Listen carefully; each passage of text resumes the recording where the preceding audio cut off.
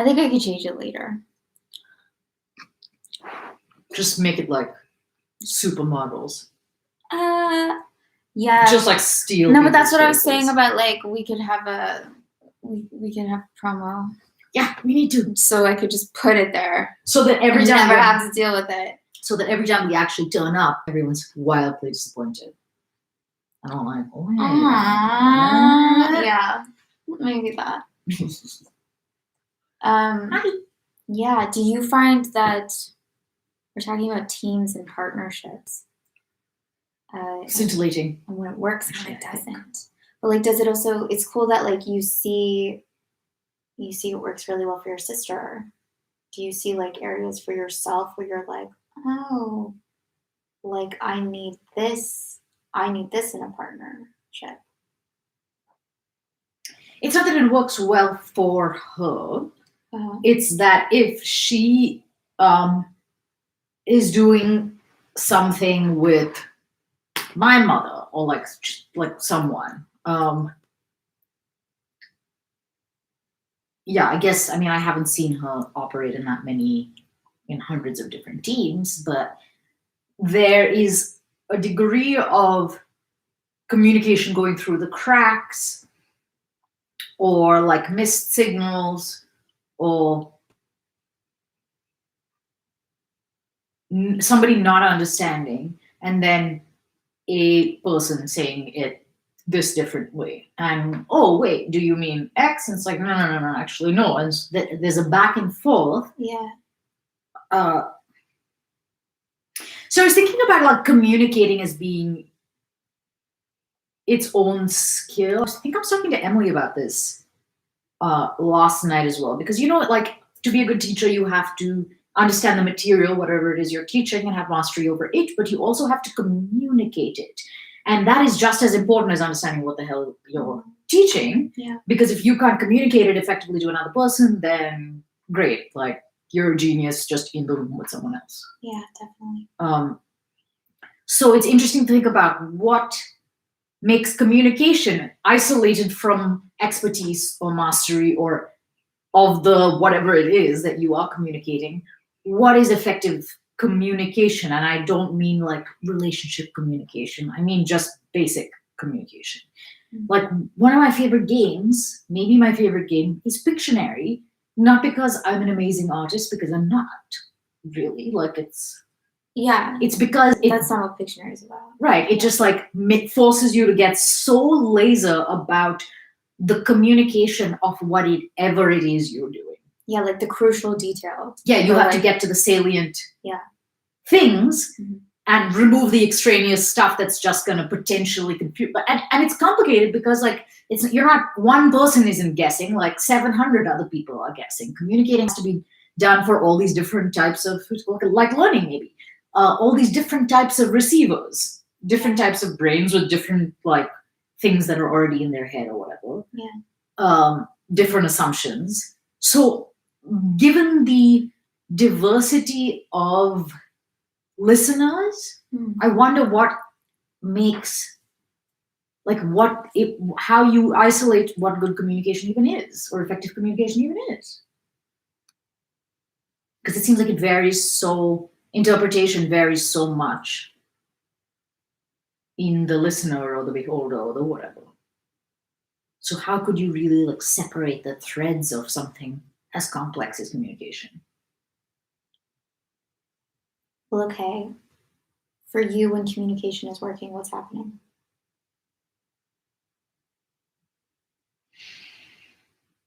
On which side? Well,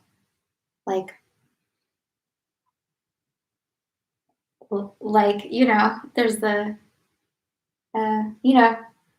if someone was looking at you guys, what would they be seeing?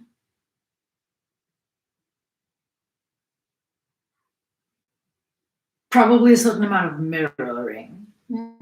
Yeah.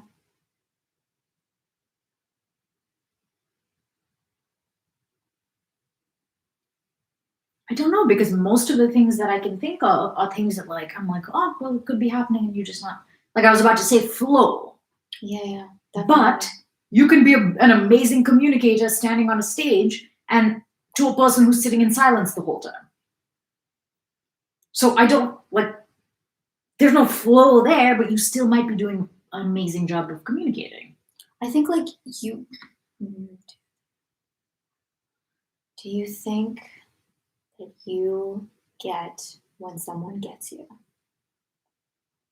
Because I was going to be like, oh, like, when someone understands and when someone doesn't. When someone's like there with you and when they're not. I think generally people do know. Like sometimes people ignore signals. Perhaps, yes. But I think by and large, we do know when we are understood. Yeah. But how do I do a better job of getting to the place where you understand me? Mm-hmm. That just seems like the most vague possible. Mirroring, I think it's so great you said that. Because even apparently, I forget where I was reading this, but it was like, yeah, if you want to like help someone or like get something across, like have the same level of energy as they do. Mm-hmm. So if someone's like really angry, actually like, okay, like be there at that level. Mm-hmm. And they'll like recognize, I don't know, they'll be like, oh yeah, this person gets me. Yeah, mirror neurons. Yeah. And then from that place, like once they feel like related to, then they're actually like more receptive to hear whatever it is you have to say. Yeah.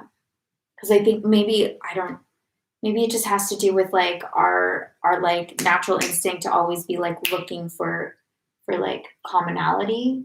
Like, where are my people? I mean, like, we have to. Am I similar? Yeah. We have to be able to, because that's like a biological imperative. Yeah. So if someone does not like you, you might be like more resistant to them because you see them not as like an enemy, but like not an ally necessarily, not part of your group. Recognizing what your group is and what your group is not is like exactly. It's a basic biological imperative. Yeah. So a lot of communication,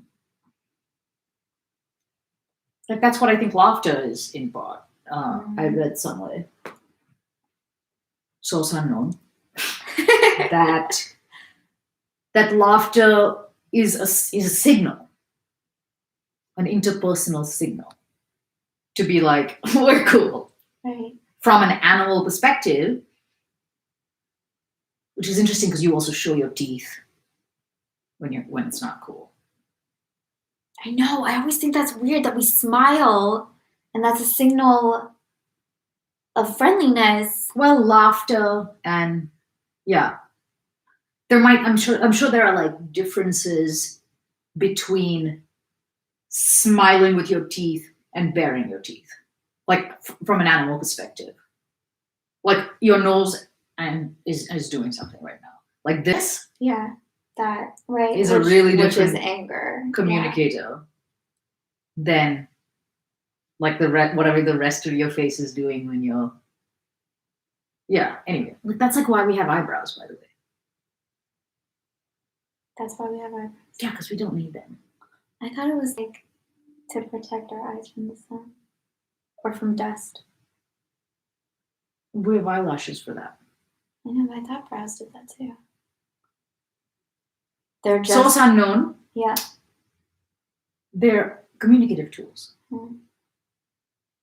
So I should be thrilled about my active eyebrow work in my fugly acting. There you go. That's what it is. You're just an excellent communicator.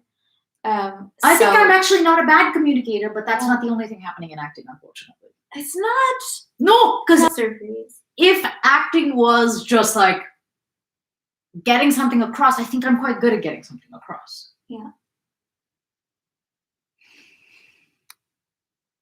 Which links up with what we were talking about whenever it was about persuasion. Wait, what? I think I'm persuasive. Oh, yeah. Definitely. So I was then thinking, because I talked to Emily about it as well, like, what is persuasive? What is that?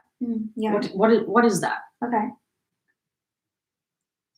And I don't know, like, and this this is a lot like community, but it's like debate team. Yeah. Yeah, you do know when, I don't know what kids are doing high school debate, by the way. so strange, especially the speed debate. It's just speed What is debate. happening? That's what I understand. It's just like how many points can you get across in the amount of time. So it's not actually persuasion. It's just like they've turned it into sport. Yeah. Because it's not, no one, like a layperson just sitting there wouldn't actually be able to understand really what's being said. Right. It's become like a strange abstraction. But whatever, I don't know what those qualities are of someone who you're like, yeah, whether or not you're gullible. Because I feel like I'm very gullible. So anytime a lot of people talk, I'm like, yeah, What? totally. You're not gullible. Yes, I am. Really? Yeah. Okay. I mean, you have to be good at it. Not like everyone, but a good showman. I don't know. Obviously, a good showman gets everyone, but there's obviously like different factors that go into being persuasive. I do think like we'll Yeah, but I be don't know what persuaded they are. more by someone we like. Yeah, but those are like those are the like wardrobe and hair and makeup of persuasion. Yeah. Because persuasion, there's got to be something like, because I think that's why people were like, yes, Obama versus, who was it? But persuade, like Good communicating. Yeah, but persuade is. Are you lumping that in with like being able to change someone's mind? Lumping what in? Persuasion? Yeah. Sort of, because I don't know what persuasion is. Right. Because to a certain extent, you could think like, oh, all it is highly strong communication of a certain bent. Like you're not communicating like your feelings, and that's not persuasive. Persuasion is a bit more directional and has a bit more like just a bit more. There's like a vector there that's not in just regular communicating. It's not Pictionary, obviously, but I think it's crucial to communicate extremely well in order to persuade anyone. I don't know what persuasion is. So this is going back to where we started. That anyway. And there's different ways to persuade.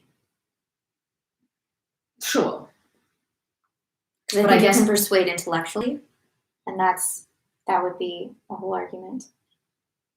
I guess that's what I'm talking about. Because if you get into like emotional persuasion, then it's more like I don't know. It spins out into like so many different things that like it gets even harder to define. So I guess I've just been thinking about how do you get specific points across. Like I don't know if there's a way to isolate that, but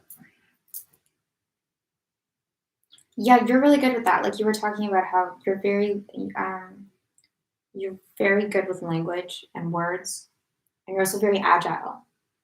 Like and lots of people are good with words, aren't they? No.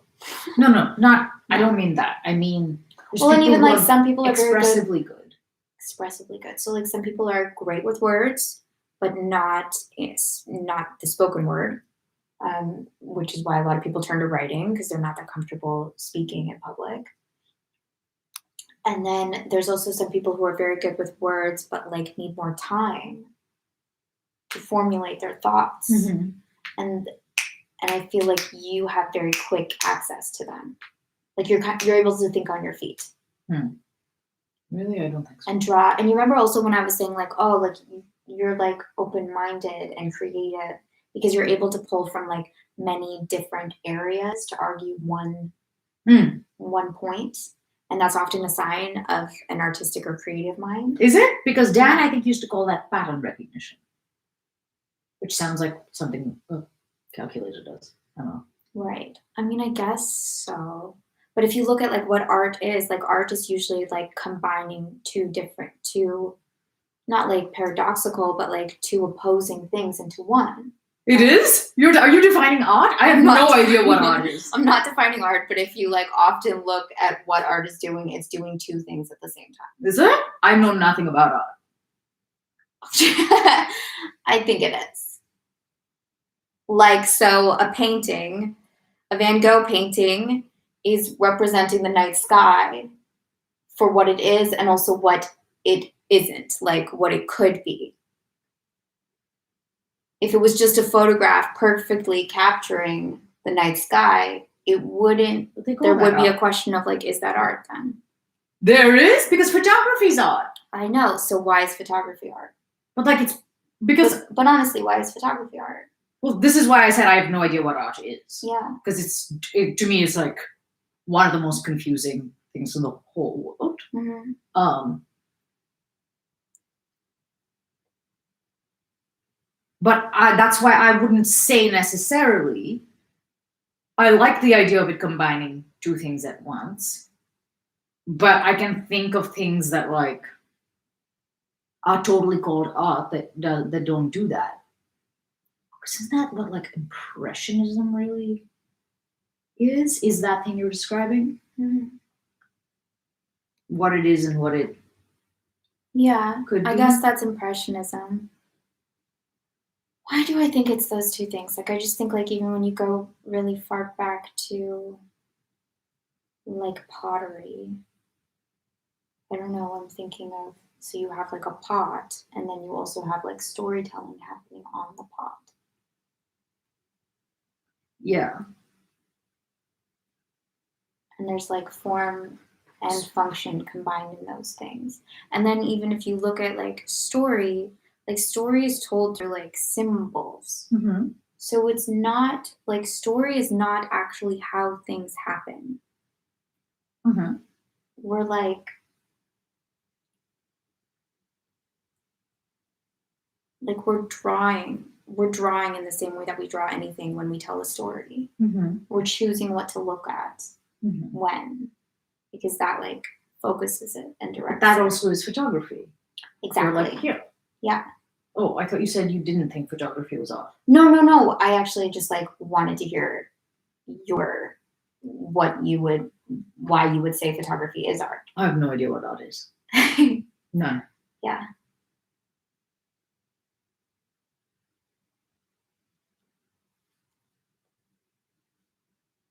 Yeah. There's plays about this out there. I know. Hmm? Yeah.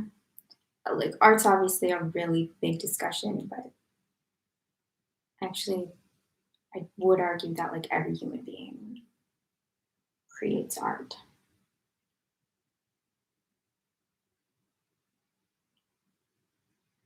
Cooking is art.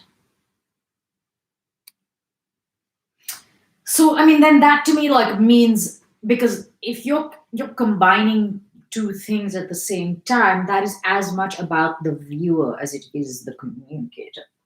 So you could argue that as long as anyone is experiencing more than one thing from something or reading, I don't know if I would say that's the definition of art, but yeah. Because then that is literally anything. And maybe No, it's not just like two things at once, but I guess I think of metaphor.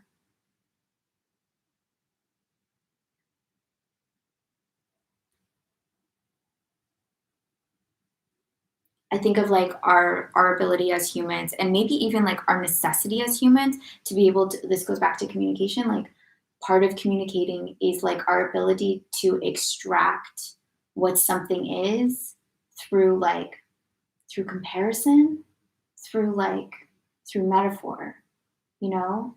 So even like the word, you say like, not that this is art, but like you would say like a cheddar is very sharp, and people can like understand what that means. There's like some art to that language that conveys something that if you weren't to have like that word to describe it, it would be very difficult. It would be like laborious to describe it with like just concrete factual terms. Like it would be really annoying to be like, yes, this cheddar, I don't even know how you would do it. there's a It game has a that very is high super, salt content. And when that interacts with your taste buds, I mean, I think that is skill with language. If you can think of other, like I think like catchphrase is a game where you have to make someone guess something without using a bunch of different words. Right. I think actually like most of us speak very artfully. You know? No, I don't know. Like we're creating something with the way that we use words. We probably just don't even see it because it's like so much just like part of the culture. But Didn't you say that people weren't good with words? Most people weren't good with words. They're still creating art. They're just creating shitty art all the time. they're just maybe not very dexterous. Yeah. Cool.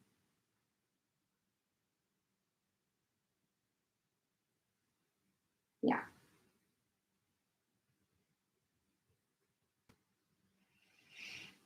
I don't think it's that different from painting, speaking in a really weird way.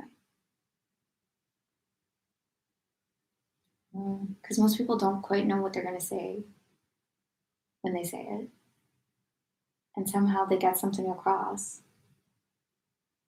That is. I think it depends on the person. Now I'm getting too like heady, but like when I think about it, I'm always like amazed that we're able to say anything at all. What's happening? What's actually happening? What do you mean?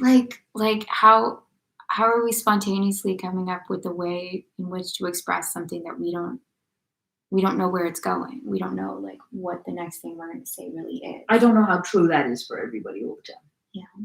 Yeah, I think it varies. Mm. Still see people who don't speak until they know what they're going to say. But exactly word for word, or is it like the thought? You know, that's what I mean by it. Well, then you start getting into how to separate thoughts from language, and then you're just fucked. Yeah. So that I don't know. Yes, I think you can find words as you go, but I do think, I don't. If you can't separate thought from language, then, which, as you know, many people are like language, thought. Oh, like who think that people think in sentences? Is that what you mean? No, I mean like if you don't have a word for it, there's an argument that if you don't have a word for it, you can't think it. Oh, okay, yeah. Like it doesn't exist.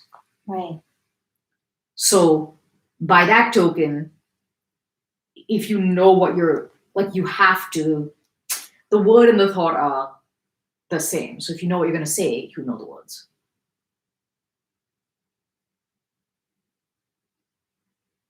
Because those are the words we use. Right. If you do believe that words and thought are like inextricable. Yeah. Which is like I think a prevalent or like a popular thing, right? Yeah. What's her name? Helen Keller. Was like, I was naked in the darkness until words or whatever. I never read that. I'm paraphrasing wildly, but that is also one of those things though that people always. It's presumed you've read it. Read what, the quote? It's just a quote though. No, but didn't she go into it? Aren't there books about Helen Keller? I mean, I'm sure there are books about Helen Keller, but yeah, obviously. What do you mean? Was it her like teacher or like Helen Keller who wrote about that whole experience about teaching her? Well, who wrote about teaching her was probably about what would you even call it? Helen Keller's awakening. Miseducation. Yeah. Yeah. I mean, I think those words came from her. Anyway, okay. Apparently she was a dick. Yeah. Quite apart from being woke. She woke. Right. There's some movie I saw once upon a time. Yeah, she was in the movie. She wasn't a nice person. Yeah, no, her like teacher hated her. Yeah, seriously. Which is a little insane, I think, frankly. What do you mean? Like, what bar are you? I'm sure she was really difficult. Of course she was difficult. Yeah. She's like, Yeah. how could you not be difficult when you have so many sensory deficits? Yeah. I guess it would be No very limits in which to like communicate anything or understand or anything. receive anything. Yeah. Yeah, I just feel like you have to be kind of a dick to call her a dick, because like you don't know what's going on there. I just don't know how you would judge whether or not she's a dick, because it's not super fair to hold her to like, this was very impolite. She didn't let me walk through the door before her. Like, what are you doing? Okay. I don't know. Did she call her a dick? She called her a D-I-C-K literally. No. I don't know, because this is one of those souls I don't know. She's like, your daughter's a dick. I'm leaving. I don't care if she remains in darkness. No, I need to know more about this, but I've definitely, like, I think the first time I heard it, I was semi-amused. Mm-hmm. Like, it's funny to be like, Helen Keller sucked. But if you think about it, like, how would you even... Oh. Like, would you call somebody who has, like, had, I don't know, some other major challenge? Okay, but Like, this where is do you like an come off interesting calling question. someone a dick? Okay, but are some dicks just born? Like would some people in the similar situation as Helen Keller be like, be kind of quiet and not? It's a little bit Cause a hard to bit of a ascertain the fuss. answer to the question. There's gotta be other cases.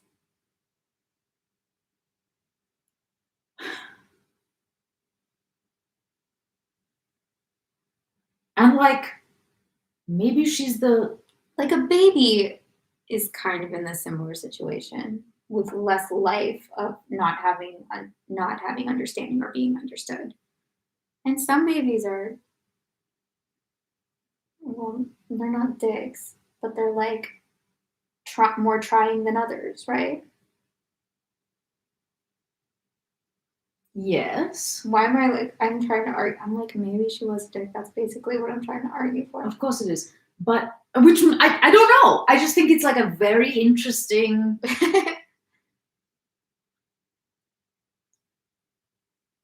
Like, I find the assessment on some level delightful, but also like, seriously though, I think you have to be a saint to do what she did. what who did? I don't even know her name. Is it Annie? She's so forgettable. I'm just kidding. Isn't it so weird how like we all remember Helen Keller, but we don't remember the teacher? That's not weird. Helen Keller was Helen Keller. But like, it was the person who got that across to her. No, you're right. You're right. I don't know how you would even. So. What is her name? I mean, I'm sure Helen had to learn too. You can bring a horse to water. She had to learn too. Yeah, she had to learn way more than most people have ever learned. Like Helen Keller, okay. She wasn't lazy. Oh, Helen.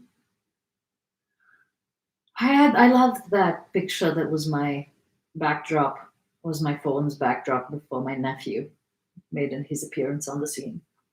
Wait, what? My phone backdrop for like a long time before Oh. Ishan's arrival Was Helen Keller? was a picture of Helen Keller. It was a fucking awesome picture of Helen Keller. It was her at Martha Graham, like having a transcendent experience while Martha Graham and dancers danced around her. It was beautiful. Really? Mm-hmm. Huh. It's a beautiful picture. I wonder how she felt when she was replaced. By Anne Sullivan. Good old Annie S. And yeah, Anne totally looks like she's like, you dick.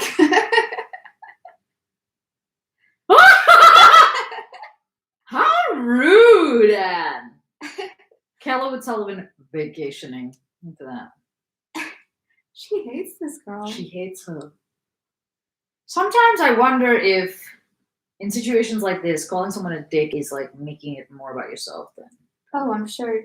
Yeah, I'm sure she was like, why do I have to do Because to think any baby is a dick, you have to really think they're doing something on purpose. That's what it is. Totally. Why is she doing this to me?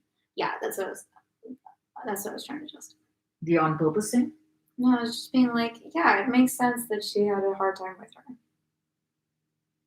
Yeah, but I wouldn't But it's come not out of that with necessarily the like, assessment that she's a dick. like she definitely was. No, it's just that like Yeah, I it was can really understand fucking why hard. someone would be like, I'm done. I don't want to deal with this girl Totally. anymore. Yeah. Totally.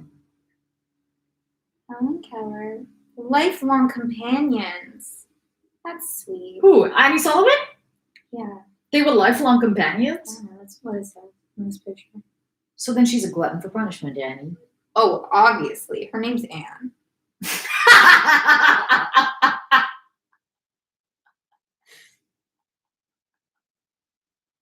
What? That's so true, and I don't know why. Why is that true? It just is, isn't it? I mean, yes, but I don't know why. Yeah, I don't know either. I guess I was calling her Annie, and that is less. Yeah, What's it called? Than Anne. I put the Annie into your head. Did you? Yeah. Yeah, because I said, wasn't her name Annie? I Oh. don't know if she ever went by Annie. She does now. She does now. Forever. I'm going to remember her forever now. When this comes up the next time. You mean Anne Sullivan? Let's Figure out a middle name my too. response. That'll be very, very, very impressive. You mean Anne Elizabeth Sullivan? That would be a really fun binary to create. Right. If people are like, like blah blah blah, like courage and perseverance, like Helen Keller, man, and you're like, fuck Helen Keller. My hero is Anne Sullivan. And they're like, isn't there room for both of them? And you're like, no. I love fake binaries. And by love, I mean She had a middle name. What is this? Wait, she had a middle name. What a martyr. I was just gonna say who I bet her middle name was something very indicting. I know nothing about Helen Keller. I mean, you don't know nothing. She had a Bachelor of Arts. She did? That's more than I have. And you're like, she had to learn. She had to, like, what did she do? She was there learning a bit. She had a teacher. She had a nice lady who was looking after her. How did they ever verify any communication? Through touch. I mean, I got that. I didn't think it was through smell, but Yeah. like, my dad cannot, with his life, lip read. Really? Like, in a way that is pathological. That's really funny. It's very funny. You can be like, and he'll be like, no idea what you're saying. It's hilarious. My family thought I was starting shit for the longest time, and then my mom and my sister were like, wait a minute. It's true. I think this happened when I like lost my voice or something, and I was like resorting to like other kinds of communication. Yeah. I was on vocal rest. Mm. The rite of passage of any fugly actor trying to scrape through in New York. Mm. Yeah, and he couldn't guess basic things that I was saying. Like basic. That's such a funny feeling. Yeah, it's a very funny feeling. Ah, my deepest shame. Yeah, he's got none. But if it was his Can he birthday lip and I sync? was like, Does it go both ways? lip sync to what? Anything. He doesn't know words to lots of things. Like it's difficult to. I feel like that would be funny to see if he could do the other thing. I watched him do it yesterday repeatedly. Yeah. But he was having a very hard time not voicing. Oh yeah. Because Alexa was playing Nelly the Elephant repeatedly for Ishan. Mm-hmm. And my dad was like desperate to sing along, and Ishan was like, "Be quiet." And and it was very difficult for him.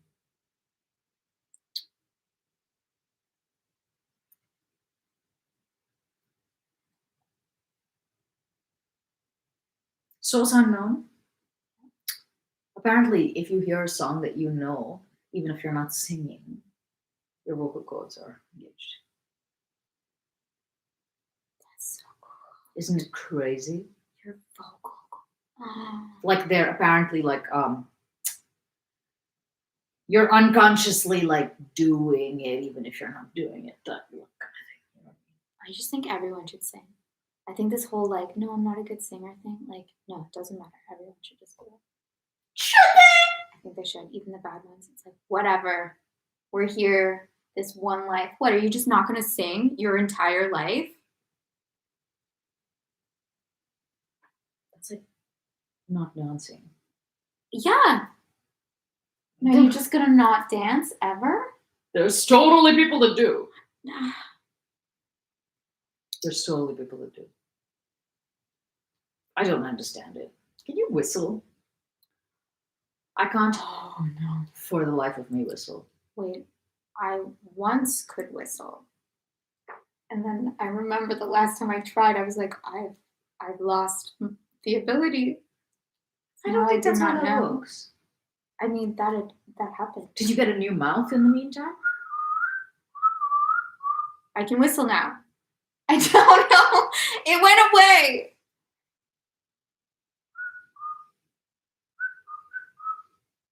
You do I'm it not in a very funny good. place. I do? Yeah. Because it's down. So it's I can't do it if I go up. My dad's a very good whistler. Mine too. Most people whistle well. They do. Most people whistle. Yeah, most Serious people can whistle. whistlers.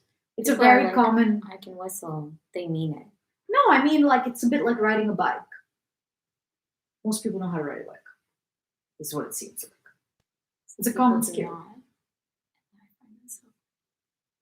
Who doesn't know how to ride a bike? A friend who's like, well, not. Right, you have a friend. I feel like I know a few people that are like, ooh, they're so afraid of riding bikes. I'm kind of afraid. Yeah, maybe you're the other person. I'm like, no, I feel like I talked to more than one person. Yeah. No, there's a confusion. There's two elements between me and bikes. Mm-hmm. Only one of them is fear. Mm-hmm. What's the other element? Like I don't like it. Oh, okay. So it's a little bit hard to like separate. Riding bike is great. I really don't like it. Ugh, it's glorious. I don't know if it'd be good in Los Angeles. See, I think it matters where you're riding. I really think this. I also feel like I've forgotten to ride a bike, but it might be like I've crashed. Yeah. Okay. When years later, I think Aditi was there and was like, "No, you never forget how to ride a bike." And I was like, "Okay." Totally, you do. Yeah. But again, like it's hard to separate the threads of what happened because of my height, I'm also frequently stuck with the wrong size bike. Yeah. So I don't have that much experience with a bike that I think would be my size. But that's how I know that I don't like bike riding is because of the gym. Oh. But I know I don't like cycling very much. And I like riding a bike. It's the same thing. Yeah, but it's different. Because why I can't even think what it's called at the gym. Why is it called that too? I don't know why it's called that, spinning. It's not called that at the gym though. It's only called that. The classes are called that. Yeah, why is it called spinning? Yeah. Because it sounds better. Like that I find really It's just uncomfortable. Yeah, that's how I feel about riding a bike. Yeah. I mean, I used to like, first of all, I really like standing on my bike. Mhm. You know what I mean? Like not actually sitting on it. I think that's most of the time how I'm riding. So your hips are going like up and down, Guess so. or you're holding your And I'm hips and your knees are cruising really most bent. of the time. Where do you find all these exclusively downhill? No, this is like, see, biking through Toronto is so much fun. Unless if you've been in a car accident, then it can be terrifying and you're scarred. Um, but you like pedal, pedal, pedal, and then you go up and you cruise. And you pedal, pedal, pedal, and you cruise. And you do that back and forth, back and forth. And it's fun. Have you ever been hit by a car? I've been hit by a streetcar door. Yeah, I've been hit by a car. I was also hit by a car when I was a kid. Really? Yeah. What happened? That street car one doesn't count. I mean, I think I got more hurt. Like you got doored? I got doored. You No, did I get doored? No, I don't know if I actually got hit. I think I swerved. This was on a bike, obviously. I was on a bike, and then the streetcar doors opened. And the thing about Toronto is, so you have like the streetcars, and you're also always afraid. The streets are quite narrow, and you're always afraid that your bike tire is like the perfect size to Get stuck in the get stuck in the track. Exactly. And that's definitely happened. That's like stilettos in New York. Oh, yeah. Okay. Oy.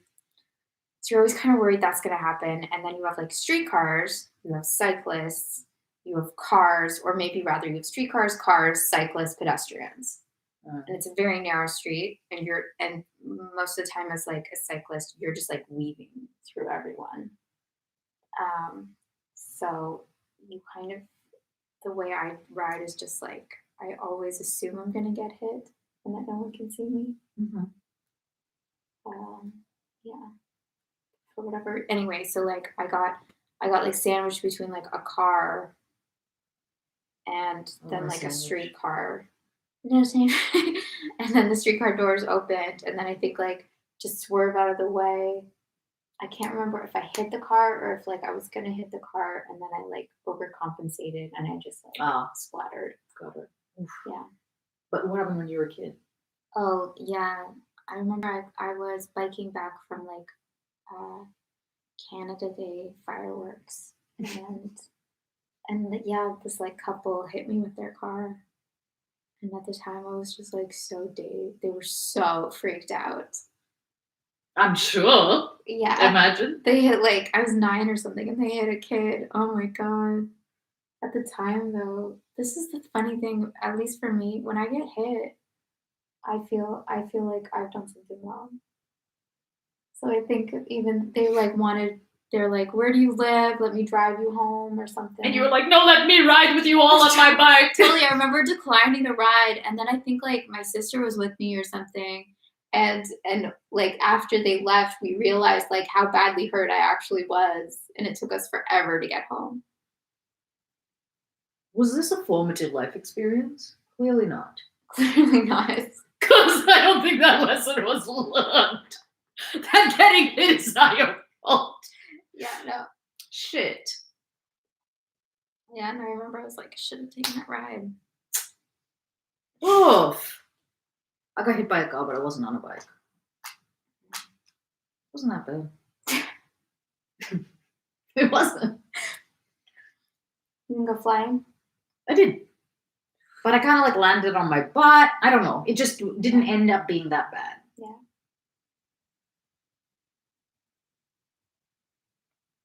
And I went to the hospital because I guess it was somewhat bad. No, I'm just kidding. My ankle was sprained. Oh, yeah.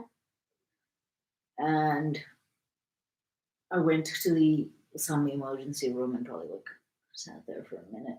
And I was wearing pants. And I was mortified. This was in New York many years ago. That I hadn't shaved my legs. And there's like people all buzzing around about my legs. Then the doctor came in and he was like super attractive. And I was like, mother of fuck. And he gave me his number. Wait, did he? Yes. What? Which was bullshit because he was like married and stuff. I was like, what just happened? Seemed like one of those things maybe where Wait, did he give you his number, or was he like, here, you call me if you need medical attention, and you were like, yeah, he wants me. that would be funny, but that's not usually No. the way it goes. Okay. I'm usually like, I think this number's for medical attention. And they're like, meanwhile, we're making out. Right. That's usually yeah. No. Oh.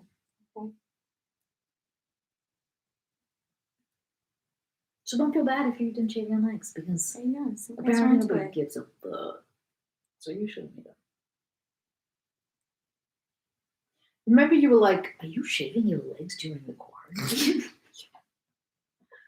I realized it's not, yes, not, maybe not as often as I would if I were like wearing shorts in public every day. Mm-hmm. But I am because it's like a sensory thing for myself. It's not really actually. Yeah, I think those things are good. What things? Just Shame? like, no, it's not shame. It's like, I think getting dressed in the morning is But good. I haven't been doing that lately. I have not been either, but I have heard that some people are, and I'm sure that's very good.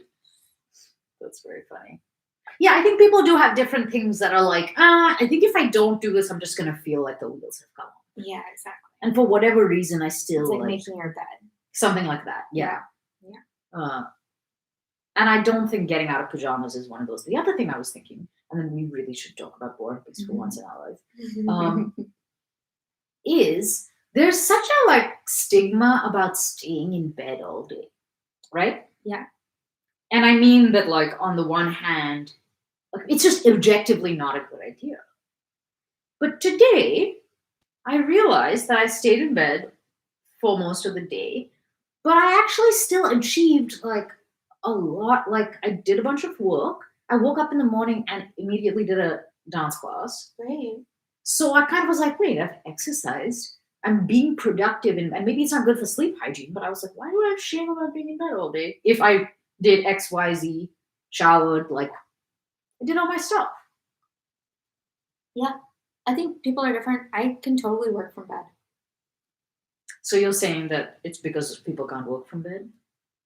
I think for some people it's like, yeah, they can't work from bed, and I think for maybe the same people or like sleep hygiene, like they need to separate certain rooms or certain areas for different things, Which is because then supposed they to be can't go to sleep at night. right, which is supposed to be just like people talk about it like it's just objectively better to not do work in bed or I whatever. also think it's kind of, I mean, it's a little bit spoiled to be like, no, I only use my bedroom for sleeping. I'm like, great. What if you like live in a little New York apartment? Yeah, I don't think those rules apply to people who live in postage stamps. You're right. Yeah.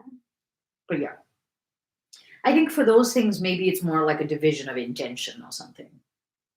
So even if you're not like, oh, this is my bedroom room and I only go in there.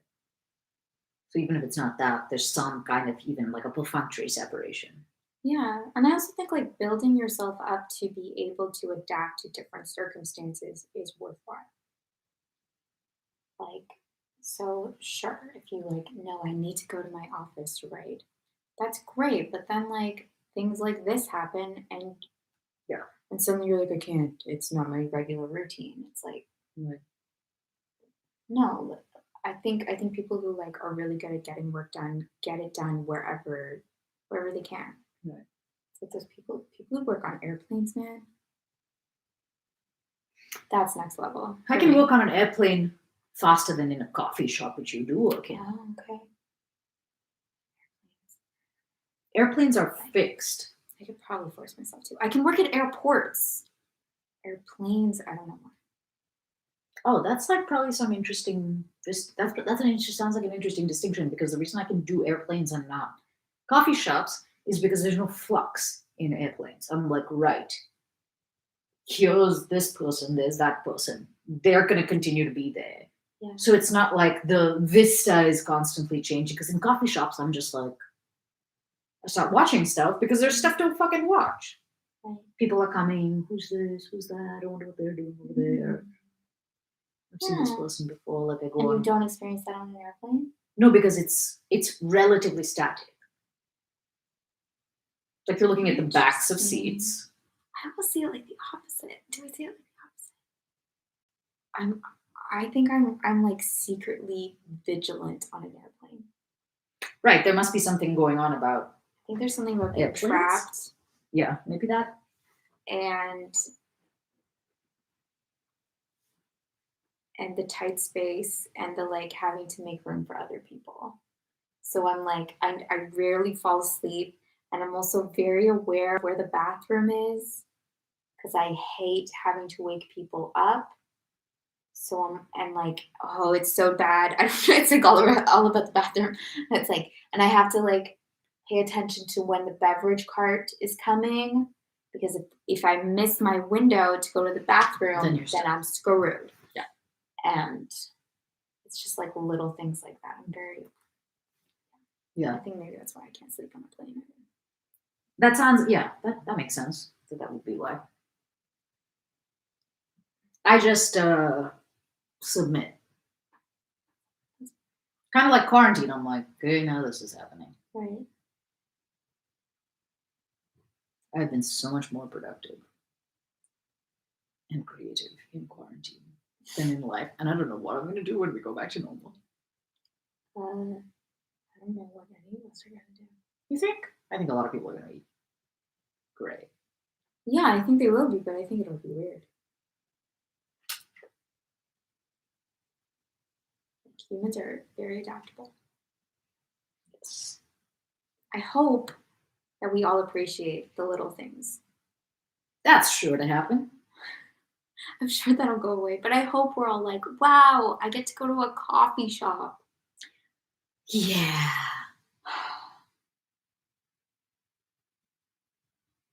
You're probably very adaptable if you're equally able to do work in bed and at a coffee shop. Mhm. Yeah.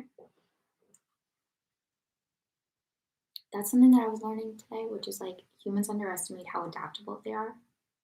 And so we like worry about like, what if this happens?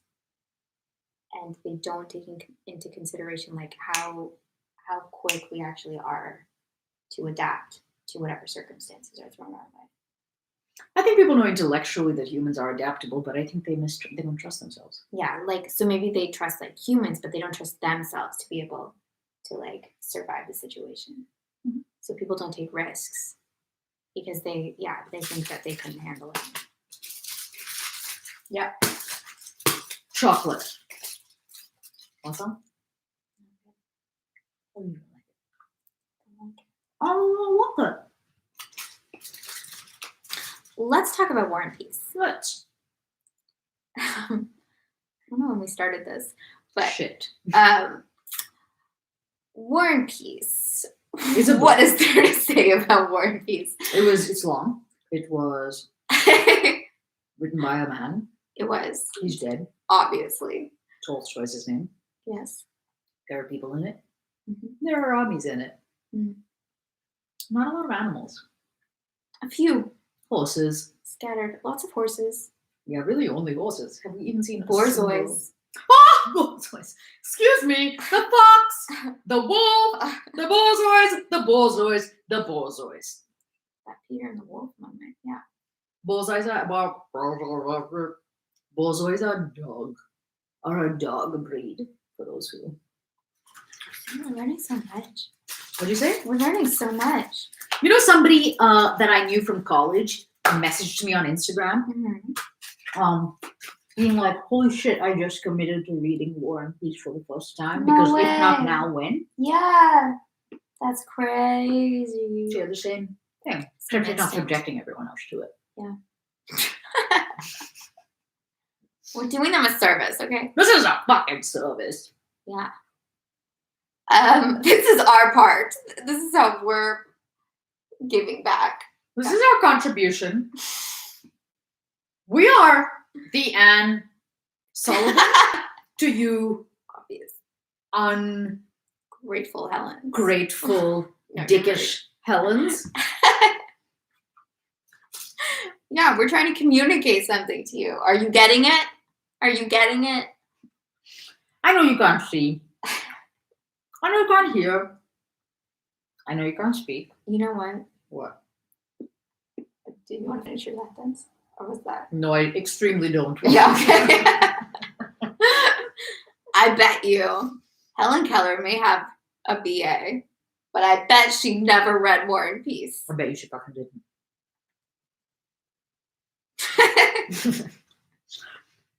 So, like, we're better than Helen Keller.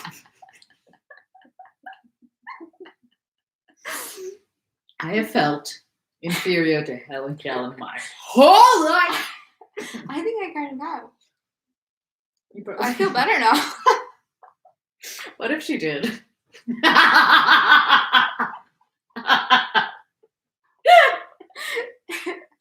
She majored in Russian literature. We're gonna be like, okay. what do you think her area of study was? I mean, I don't think we have to think. It's I probably think it on the was- internet. I think it was, what's it called? Media. What? Media studies. Media studies, there you go. She'd be the perfect person for that because if She would. media It's are all the mediums, Yeah. then she knows a lot about different types of media, alternative media. I wonder what she did major in. I wonder why she was a dick. Majored in. Maybe she majored in getting it. I think that's probably what she did. Yeah, getting it. They were like, you know what? As long as How did she write an essay? do you think for Do you every think Anne wrote her papers for her? that's what I was gonna say. Ah! Do you think for every degree Helen Keller got, and for every credit, for every like course credit Helen Keller got, Annie Sullivan got like 7? No, I think Annie got no credit. Imagine if at the end of in graduation, Annie Sullivan was like, why am I calling her Annie? Imagine if she was like all ready to like go up on stage because she was like, not only was I fucking there the whole time, but I did the student's job and the teacher's job and everybody's job. Yeah. And they were like, sorry, you aren't enrolled.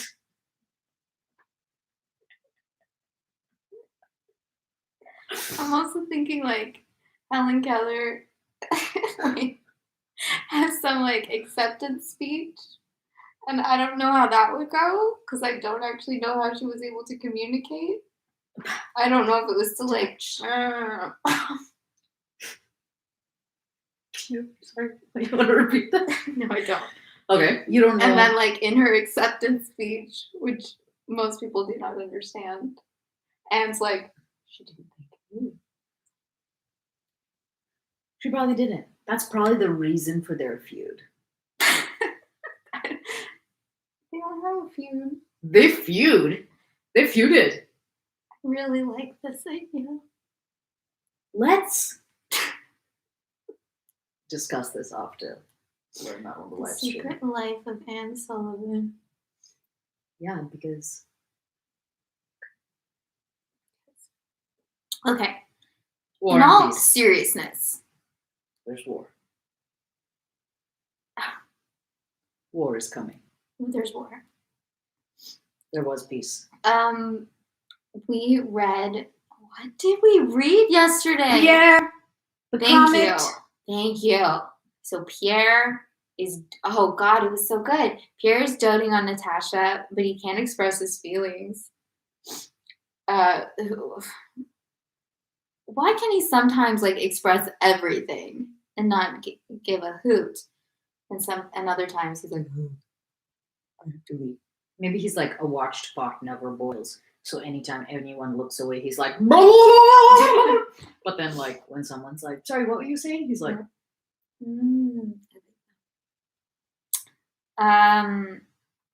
So yeah, that he might like no longer be hanging out at the Rostovs because he's so embarrassed now. he's never going back. Yeah. Because they had an awkward moment. Oh, there was like not a memo. There was a message from the emperor all about Napoleon. I think it might have been a memo. Was it called a memo? I No forgot. memorandum. I don't know. Something like that. And Petya, the youngest Right. he wanted to enlist in the army and become a hussar, and everyone was like, "No, you cannot do this." And his parents were like, "Shut up," You're and recede 15. into the background of this story. Yeah, but he would not recede into the background of the story. He instead decided to dress up like a man and go and go ask the emperor to join the army. And it was one of those things where he was like, "This is what men do," and like did weird stuff to his collar and his like, Totally. yeah. Yeah. But then he got there and totally abandoned his goal and just got like wrapped up in the whole crowd going to see Alexander. Because he was in like a fucking stampede, Yeah. essentially. So he got all knocked over and disoriented, and then he fainted, and people were like, "What are you doing, you wee one?" And then he was like, "I just want to see Alexander."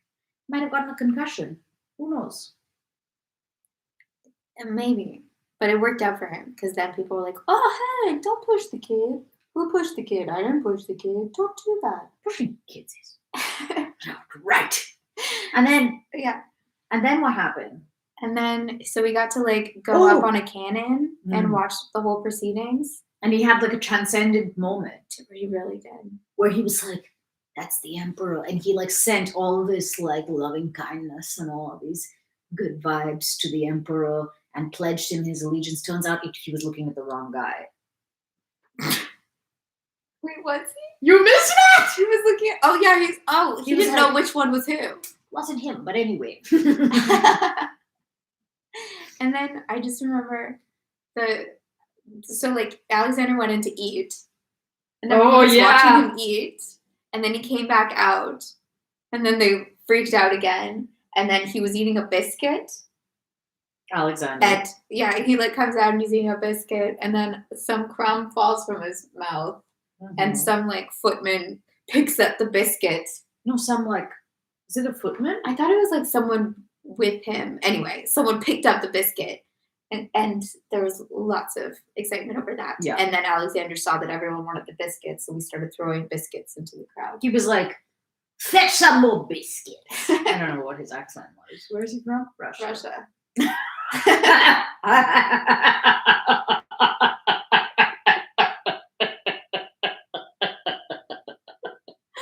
We read War and Peace. Yeah, cool. The truth is that I got distracted just now because I was trying to write a note to remember to talk about Helen Keller. Reminder. Yeah, which I need. This is So important. put it in your calendar. Got it. Okay. We're on book 9, chapter 22. It got so good last night. I forgot about that. Yeah. That whole thing, the Emperor, was thrilling. It really was. If only it could always be like that.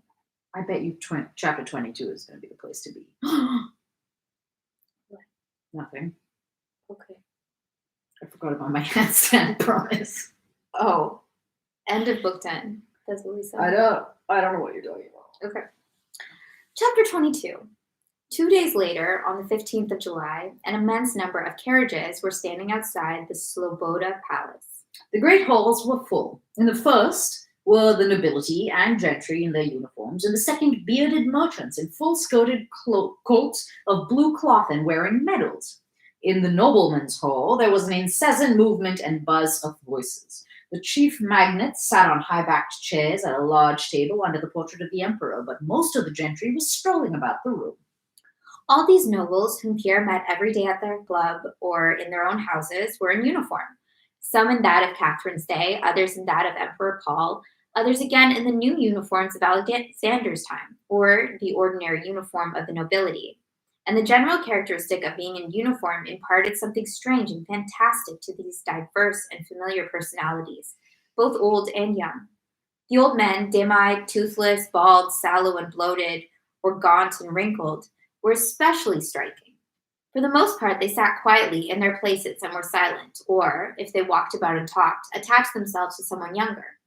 On all these faces, as on the faces of the crowd Petya had seen in the square, there was a striking contradiction, the general expectation of a solemn event, and at the same time the everyday interest in a Boston card party, Peter the cook, Zinaida Dmitrievna's health, and so on. Pierre was there too, buttoned up since early morning in a nobleman's uniform that had become too tight for him.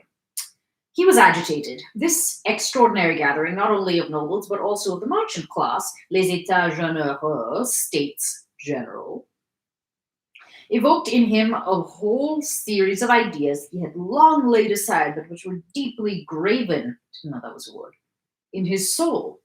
Thoughts of the contrat social. What is that contrat social? Social contract. What social I contract? don't know. And the French Revolution. The words that had struck him in the emperor's appeal that the sovereign was coming to the capital for consultation with his people, strengthened this idea. And imagining that in this direction something important, which he had long awaited, was drawing near, he strolled about watching and listening to conversations, but nowhere finding any confirmation of the ideas that occupied him. The Contrat Social was something published in 1762 Okay. about an essay about the best way to establish a political community. And did that kick off the ideology of the I'm French sure it did. Revolution? I'm sure it contributed to it. Okay. Okay. The Emperor's Manifesto. Manifesto, that's what it was. Manifesto. Of course, it was more I grand. want my own manifesto. You can at any time construct one. Yeah? Yeah. Can I email it? Can I mail it to people? Yes. And they can read it to their families? Yes. Yeah. Yeah. I'm only doing it. The Unabomber did that. He had a manifesto, sure. All true, like next level crazies. Have one. You can be one too. The Emperor's Manifesto was read, evoking enthusiasm, and then all moved about discussing it. Besides the ordinary topics of conversation, Pierre heard questions of where the marshals of the nobility were to stand when the Emperor entered, when a ball should be given in the Emperor's honor, whether they should group themselves by districts or by whole provinces, and so on. But as soon as the war was touched on, or what the nobility had been convened for, the talk became undecided and indefinite. Then all preferred listening to speaking. A middle-aged man, handsome and virile, in the uniform of a retired naval officer, was speaking in one of the rooms, and a small crowd was pressing round him. Pierre went up to the circle that had formed round the speaker and listened. Count Ilya Rostov, in a military uniform of Catherine's time, was sauntering with a pleasant smile among the crowd, with all of whom he was acquainted. He too approached that group and listened with a kindly smile and nods of approval, as he always did to what the speaker was saying. The retired naval man was speaking very boldly, as was evident from the expression on the faces of the listeners, and from the fact that some people Pierre knew as the meekest and quietest of men walked away disapprovingly or expressed disagreement with him. Pierre pushed his way into the middle of the group, listened, and convinced himself that the man was indeed a liberal, but of views quite different from his own. The naval officer spoke in a particularly sonorous, musical, and aristocratic baritone voice, pleasantly swallowing his R's and generally slurring his consonants. The voice of a man calling out to his servant, "Here, bring my pipe." Woo! It was indicative of dissipation and the exercise of authority. Wait, I miss him. Dinosaur? Yeah, me too. Where'd it go? Where'd it go? Where'd it go? You. What if the Smolensk people have offered to waive militia for the Emperor? Is this him? Is it? I thought this was the naval. This is the naval officer. It is, but No, this is a retired naval man. This well, is some why does he older talk guy. like that? It's so- I know. It's also strange to think this is being. What is this being? This is being spoken in Russian. Anyway, Unless they say that it's... like what does a lisp sound like in Russian? This isn't a list. No, what would you call this? Just a speech. I don't know, but this is how my husband in Health with the Madeline doll, he used to talk like this. Oh my god, Yeah. that's cute. I know. Are we to take Smolensk as our pattern? If the noble aristocracy of the province of Moscow thinks fit, it can show its loyalty to our sovereign, the Emperor, in other ways. Have we forgotten the raising of the militia in the year 7? All that did was to enrich the priest's sons and thieves and robbers. Count Ilya Rostov smiled blandly and nodded approval. And was our militia of any use to the Emperor? Not at all. It only ruined our farming. Better to have conscription. Our men will return neither soldiers nor peasants, and will get only depravity from them. The nobility don't grudge their lives. Every one of us will go and bring in more recruits. I think we're misreading this. And the sovereign. Accent.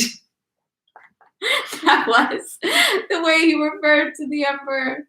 Need only say the word, and we'll all die for him, added the orator with animation. Yeah, I don't think he's a 5-year-old. Even though that is the unmistakable assumption. Because I think. How would you read it? Well, Need only say the word, and we'll all die for him. No, maybe it's just simple. I think grudge their lives. because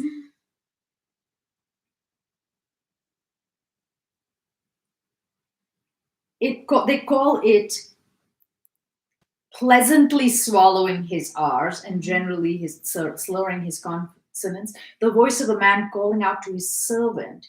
It was indicative of dissipation and the exercise of authority. Mm-hmm. I'm not getting small child from that.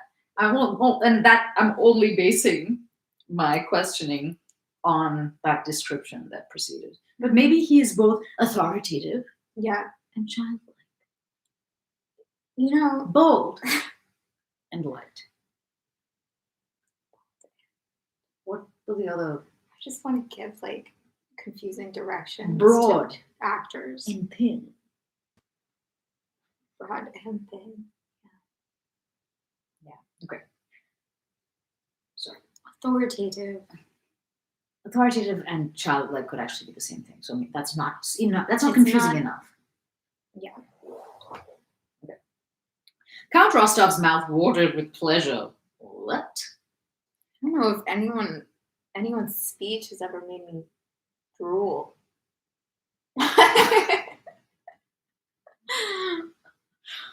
Before, when you were talking about how when you were riding your bike you got sandwiched between two cars, Yeah. that made me. I was like, Oh, yeah. sandwiches.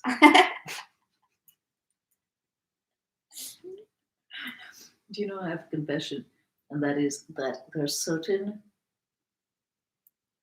ethnicities, or nationalities, that the sound of the word makes me hungry. Anything that ends in ease. Ease? Like who lives in Vietnam? Because you associate with Vietnamese food? I don't know. But any, like Chinese, Japanese, all of those words make me hungry. Oh. Cookies? No. Yeah, I don't know what it is. And I do think of the food, but I don't know why I think of the food more with those than with Malaysian or Ethiopian or Italian. Like those uns, the ending uns doesn't have the same impact as ease. Taiwanese, I'm hungry. I'd argue more delicious than any of those. Italian? Ethiopian? Those are yummy, yummy, yummies. I only pointed out ones that I actually think are really excellent. What other cuisines are there? Mexican. No. Those are all Italian, Indian, Mexican, Thai. Thai. Confused. Okay. Sure that was funny.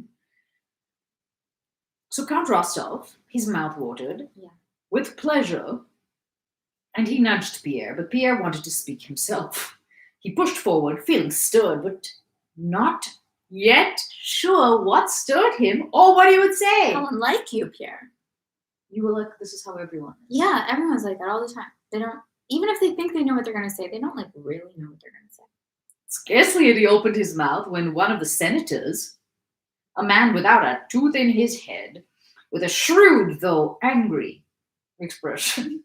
Standing near the first speaker interrupted him. Evidently accustomed to managing debates and to maintaining an argument, he began in low but distinct tones. I imagine, sir, said he, mumbling with his toothless mouth. Sound more toothless. That we have been summoned here not to discuss whether it's best for the Empire to find a moment to adopt conscription or to call out the militia. We need subtitles for this. Yeah, no. We have been summoned to reply to the appeal with which our sovereign, the Emperor, has honored us. But to judge what is best, conscription or the militia, we can leave to the supreme authority. Pierre suddenly saw an outlet for his excitement. He hardened his heart against the senator who was introducing this set and narrow attitude into the deliberations of the nobility. Pierre stepped forward and interrupted him. He himself did not yet know what he would say, as we guess.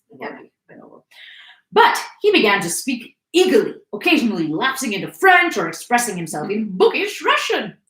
Excuse me, Your Excellency, he began. He was well acquainted with the senator, but thought it necessary on this occasion to address him formally. Though I don't agree with the gentleman, he hesitated. He wished to say, mon très honorable préopinant, my very honorable opponent. With the gentleman whom I have not had the honor of knowing, I suppose that the nobility have been summoned not merely to express their sympathy and enthusiasm, but also to consider the means by which we can assist our fatherland.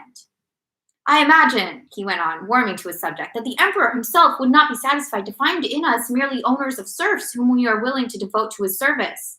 And chair a canon, what? Food for cannon. We are ready to make of ourselves and not to obtain from us any co-counsel. Many persons withdrew from the circle, noticing the senator's sarcastic smile and the freedom of Pierre's remarks. Only Count Rostov was pleased with them because he's checked out long ago, as he had been pleased with those of the naval officer, the senator, and in general with whatever speech he had last heard. I don't know if Rostov is well. Maybe that's why he's drooling. Is what? Like Rostov's gone senile, and that's why he's drooling in a corner. He's certainly seen that. But he's not even drooling in a corner, he's drooling in the middle. He's in the middle of the proceedings and he's like, quite so, quite so. I think that before discussing these questions, Pierre continued, we should ask the emperor, most respectfully ask his majesty to let us know the number of our troops and the position in which our army and our forces now are. And then... I think Rostov is one of those like drunk, cheerful English people who are like, capital, capital, Yeah, so- capital, Lydia, capital. Who is that? Capital, Lydia. I don't know. It's Pride and Prejudice, but like there's someone who's always like, yes, yes. Can't who that is. I can see his face, but I can't remember who he is. But scarcely had Pierre uttered these words before he was attacked from three sides. The most vigorous attack came from an old acquaintance, a Boston player who had always been well disposed towards him, Stepan Stepanovich Adraskin. Adraskin was in uniform, and whether as a result of the uniform or from some other cause, Pierre saw before him quite a different man. With a sudden expression of malevolence on his aged face, Adraskin shouted at Pierre. In the first place, I tell you, we have no right to question the emperor about that. And secondly, if the Russian nobility had that right, and the emperor could not answer such a question, the troops are moved according to the enemy's movements, and the number of men increases and decreases. Another voice, that of a nobleman of medium height and about 40 years of age, whom Pierre had formerly met at the Gypsies and knew as a bad card player, and who also, transformed by his uniform, came up to Pierre, interrupted Adraskin. Yes, and this is not a time for discussing, he continued, but for acting. There is war in Russia. The enemy is advancing to destroy Russia, to desecrate the tombs of our fathers, to carry off our wives and children. The nobleman smote his breast. Yes. We will all arise, every one of us will go for our father the Tsar, he shouted, rolling his bloodshot eyes. Jesus. Several approving voices were heard in the crowd. We are Russians and will not grudge our blood in defense of our faith, the throne, and the fatherland. We must cease raving if we are sons of our fatherland. We will show Europe how Russia rises to the defense of Russia. Pierre wished to reply, but could not get in a word. He felt that his words, apart from what meaning they conveyed, were less audible than the sound of his opponent's voice. Count Rostov at the back of the crowd was expressing approval. Several persons, briskly turning a shoulder to the orator at the end of a phrase, said, "That's right, quite right. Just so." Pierre wished to say that he was ready to sacrifice his money, his serfs, or himself. Only one ought to know the state of affairs in order to be able to improve it. But he was unable to speak. Many voices shouted and talked at the same time, so that Count Rostov had not time to signify his approval of them all. And the group increased, dispersed, reformed, and then moved with a hum of talk into the largest hall, into the big table. Not only was Pierre's attempt to speak unsuccessful, but he was rudely interrupted, pushed aside, and people turned away from him as from a common enemy. This happened not because they were displeased by the substance of his speech, which had even been forgotten after the many subsequent speeches, but to animate it, the crowd needed a tangible object to love and a tangible object to hate. Pierre became the latter. Many other orators spoke after the excited nobleman, and all in the same tone. Many spoke eloquently and with originality. Glinka, the editor of the Russian Messenger, who was recognized, cries of "Author! Author!" were heard in the crowd, said that hell must be repulsed by hell, and that he had seen a child smiling at lightning flashes and thunderclaps, but we will not be that child. Yes, that thunderclaps was repeated approvingly in the back rows of the crowd. The crowd drew up to the large table, at which sat gray-haired or bald 70-year-old magnates, uniformed and besashed, almost all of whom Pierre had seen in their own homes with their buffoons or playing Boston at the clubs. With an incessant hum of voices, the crowd advanced to the table. Pressed by the throng against the high backs of the chairs, the orators spoke one after another, and sometimes two together. Those standing behind noticed what a speaker omitted to say and hastened to supply it. Others, in that heat and crush, racked their brains to find some thought and hastened to utter it. The old magnates, whom Pierre knew, sat and turned to look first at one and then at another, and their faces, for the most part, only expressed the fact that they found it very hot. Pierre, however, felt excited, and the general desire to show that they were ready to go to all lengths, which found expression in the tones and looks more than in the substance of the speeches, infected him too. He did not renounce his opinions, but felt himself in some way to blame and wished to justify himself. I only said that it would be more to the purpose to make sacrifices when we know what is needed, said he, trying to be heard above the other voices. One of the old men nearest to him looked round, but his attention was immediately diverted by an exclamation at the other side of the table. Yes, Moscow will be surrendered. She will be our expiation, shouted one man. He is the enemy of mankind, cried another. Allow me to speak. Gentlemen, you are crushing me. What? Cool. What a strange end. What is going on at these parties? Why does he continue to go to these? Because there's nothing else to do. Oh my goodness. And this is where the ideas are. I don't know why he doesn't get a job. Like Bolkonsky, I mean. Like, he has a job. What's his job? His job is to be count. No, I mean like a job like Bolkonsky was working with what's-his-face. Maybe no one likes his idea. Mm-hmm. You know how Bolkonsky had a job like writing legislation or whatever the hell that was? Yeah. Pierre could like do something for once in his life. Okay. Because Andrew's a prince. It's not like you can't do stuff if you are a count. That's true. I don't know what he does at this time. He goes to parties. I mean, it feels like he goes to parties for the like intellectual, I don't know, for the like to engage with ideas, but then there's such a better way to do that. I think he's just like swept up in whatever current is going on. I think because again, like he just like does whatever people expect him to do. But then he wouldn't say these outrageous things. That's true. Maybe it's because he keeps having like no one hears him. I don't know. I don't get this character. Go back into the corner. Who is Pierre? What's happening? What a mystery. Chapter 23. Mm-hmm. At that moment, Count Rostopchin, who I can never remember who this is, with his protruding chin and alert eyes, wearing the uniform of a general with sash over his shoulder, entered the room, stepping briskly to the front of the crowd of gentry. Our sovereign, the emperor, will be here in a moment, Ooh. said Rostopchin. I am straight from the palace. Seeing the position we are in, I think there is little need for discussion. The emperor has deigned to summon us and the merchants. Millions will pour forth from there, he pointed to the merchants' hall. But our business is to supply men and not spare ourselves. That is the least we can do. A conference took place confined to the magnate sitting at the table. The whole consultation passed more than quietly. After all the preceding noise, the sound of their old voices saying one after another, I agree, or for variety, I too am of that opinion, and so on, had even a mournful effect. The secretary, I like how some people are like, I too am of that opinion. Way to distinguish yourselves. Yeah.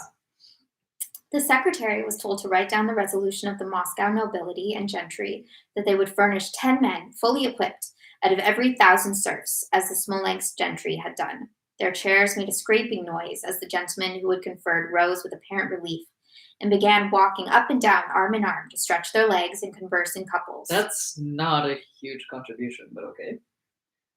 The Emperor! The Emperor! A sudden cry resounded through the halls, and the whole throng hurried to the entrance. The emperor entered the hall through a broad path between two lines of nobles. Every face expressed respectful, awestruck curiosity. Pierre stood rather far off and could not hear all that the emperor said. From what he did hear, he understood that the emperor spoke of the danger threatening the empire and of the hopes he placed on the Moscow nobility. He was answered by a voice which informed him of the resolution just arrived at. Gentlemen, said the emperor with a quivering voice.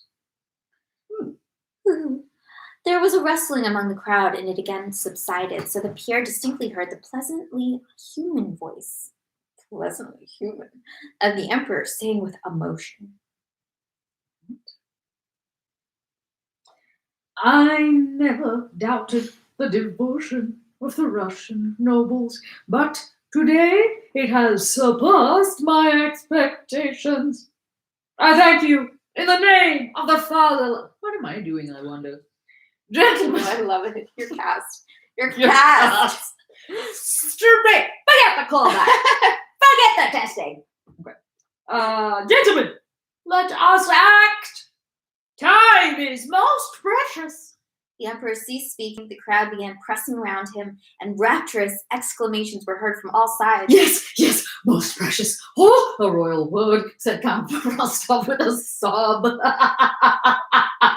He stood at the back, and though he had heard hardly anything, understood everything in his own Of course way. he did. I love him. He's just like, oh. Oh, God, yes. I love him. From the hall of the nobility, the emperor went to that of the merchants. There he remained about 10 minutes. Pierre was among those who saw him come out from the merchants' hall with tears of emotion in his eyes. As became known later, he had scarcely begun to address the merchants before tears gushed from his eyes, and he concluded in a trembling voice. When Pierre saw the emperor, he was coming out accompanied by 2 merchants, one of whom Pierre knew, a fat Otkupchik. Otkupchik, yeah, sure, something like that. The other was the mayor, a man with a thin sallow face and narrow beard. Both were weeping. Tears filled the thin man's eyes, and the fat Otkupchik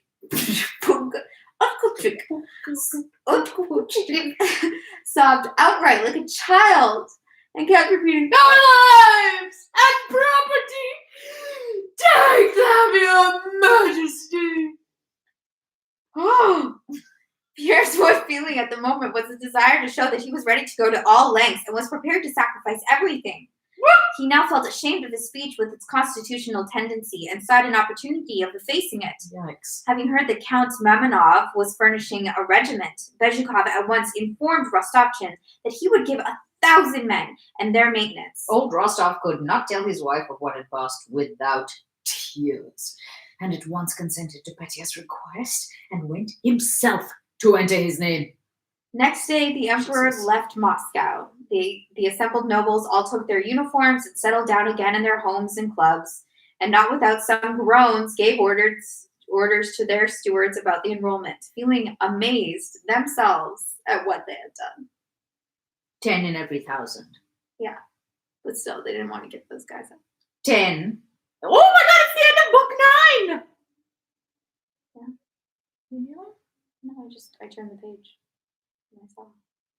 That's what I did. I guess I wasn't as startled. It's the end of the book. I'm just in the spirit still I of the Emperor's arrival. So much emotion. I am up for an ultra dramatic reading of an ultra dramatic book from an ultra dramatic culture Sure. at an ultra dramatic time. Like, imagine if that's how our leaders express themselves. I mean, Like if Trump blubbered, it is Obama's cried like that. all the time. Who doesn't cry like that in the middle of an announcement?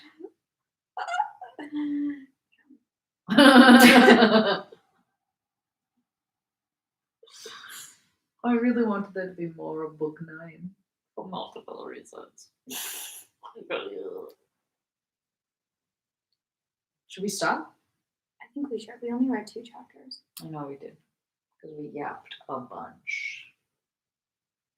Your dad must be like, get on with it. No, we start too late for him now. More Tolstoy. We start too late for him now. Oh, you're in luck, Why? little one. Because book 10 is Book 10 is a mammoth. Yes. Are you gonna have your sit up by the end of book 10? Sure. If it's a mammoth. My roll If up. it's mammoth enough. Yeah, roll up, it's sorry. 39 chapters. But what if they're all like 2 pages? I don't know. Well, just what it? I guess that's true. Because then, like, if we don't really know how long it's gonna take, like the end of book 10, we're gonna be reading so I'm gonna be like- slowly. I have a comment. Here's what I'm thinking. Yeah.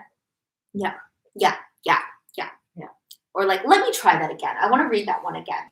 I can do Yeah. better. I can do better. I can do better and I can understand more. Because this isn't just some like go through the motions kind of reading. This is for our deep, deep souls. That's true. You know? I think we should start over. From the beginning. Now that we really have a sense Yeah. Okay. Let's do it. of how, you know, like Yeah. where we're going.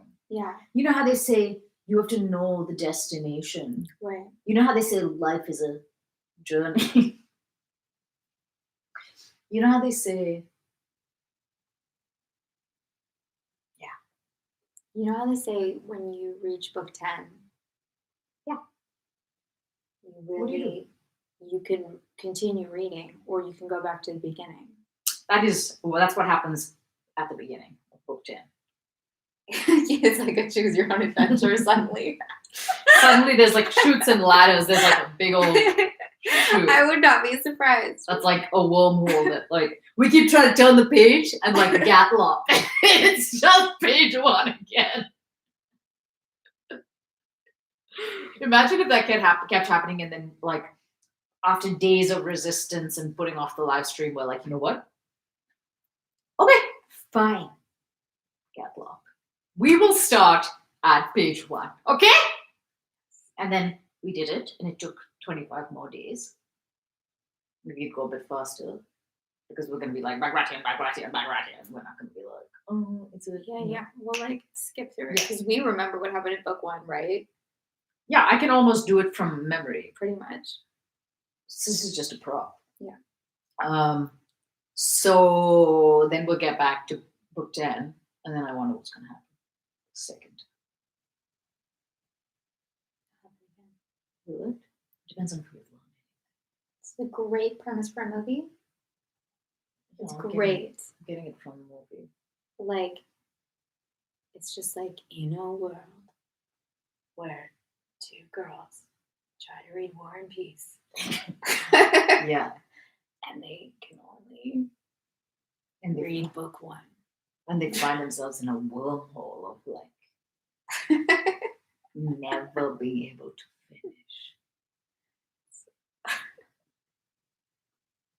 What if that was just the whole movie? They're Is trying to read the book. them Do they ever finish finding- the book? No. Or we don't know. Will they ever finish the book? They keep just finding themselves in different pages, in different places in War and Peace. I Yeah, bet that's really. what Natasha Pierre and the Comet of 1812 is about. I bet it's about two people, two friends, two roommates named Natasha and Pierre. It's a pandemic. They're stuck at home. They think, let's read War and Peace. They start to read.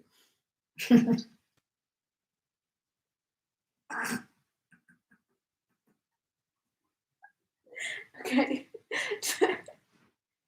You want me to keep going? Yeah. Do you want Or is that the end? No, it's only the beginning. But it's musical, right? Oh, but it's only the beginning.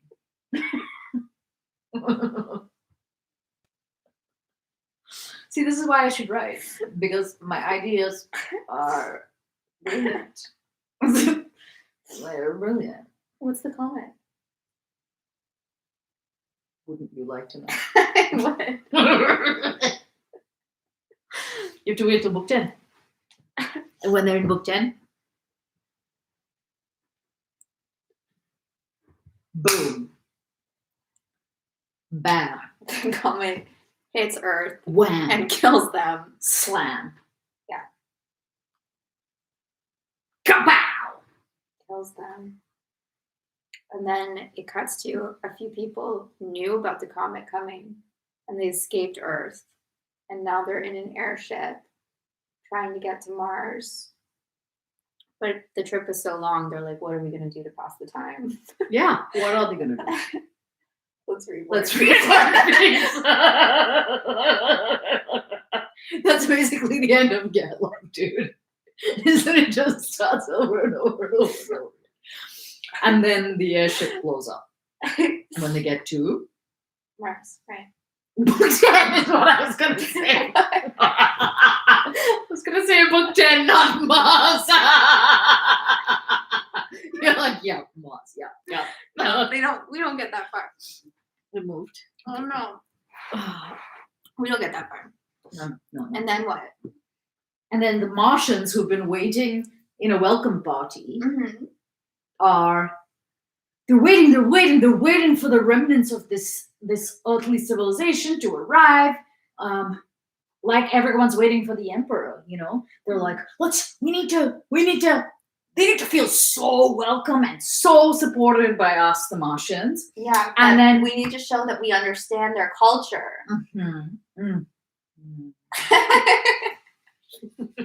Quickly, Google most important books. Yeah. So then they have prepared themselves. Mhm. And while they're doing that, they think, you know what I think they would really like, the Earth people? I feel that they would really love a musical. A musical. Where one Martian, so there's these two Martians, and they are stuck in a Martian pandemic. The roommates, the Martians, they're at home. There's a pandemic, and then they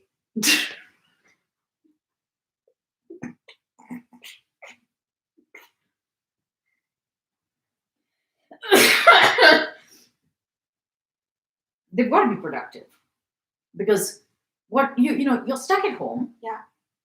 On Mars. Yeah.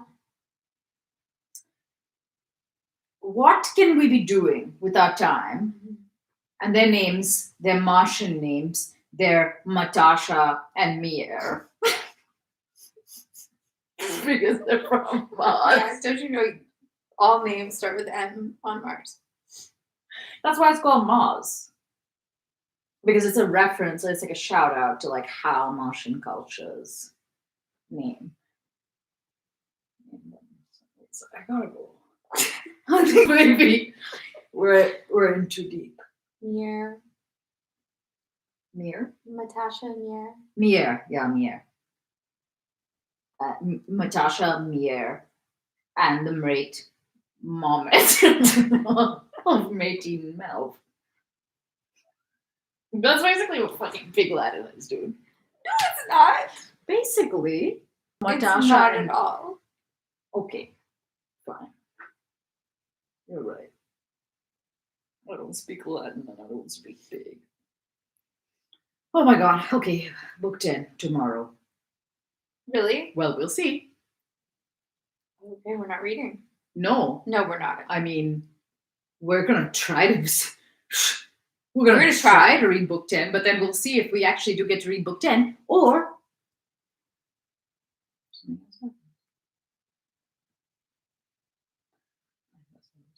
Ominous. Okay.